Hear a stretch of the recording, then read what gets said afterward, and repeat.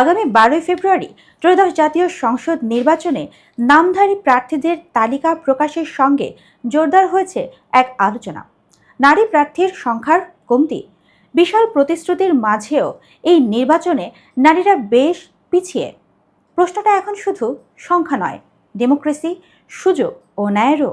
এবার মোট 2568 মনোনয়নপত্র জমা পড়েছে, যার মধ্যে মাত্র 109 জন বা প্রায় 4.24% প্রার্থী নারী, যা এক বিশাল জেন্ডার ভারসাম্যের ঘাটতি নির্দেশ করে।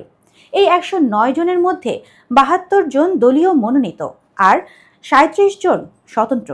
আর অধিকাংশ বড় দল, এমনকি যারা নিজেদের নেতৃত্বে 40% নারীর দাবি করে, ওই দল থেকেও কোনো নারী প্রার্থিতা পায়নি। নারী মানবাধিকার ও উন্নয়ন কর্মী সংগঠনগুলোর মতে এই কম অংশগ্রহণ শুধু একটি পরিমাপের ঘাটতি নয়, এটি পুরুষতান্ত্রিক রাজনৈতিক সংস্কৃতি ও দলগুলোর অগ্রাধিকারহীনতার প্রতিফলন।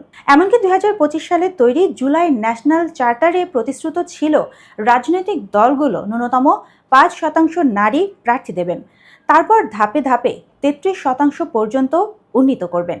কিন্তু বাস্তবে অনেক দল এই 5% মানদণ্ডও পূরণ করেনি। এতে প্রতীয়মান হয় নারীর রাজনৈতিক সিদ্ধান্ত প্রক্রিয়ায় অংশগ্রহণ এখনও শুধু কথায় নয়, কার্যতেও পিছিয়ে রয়েছে।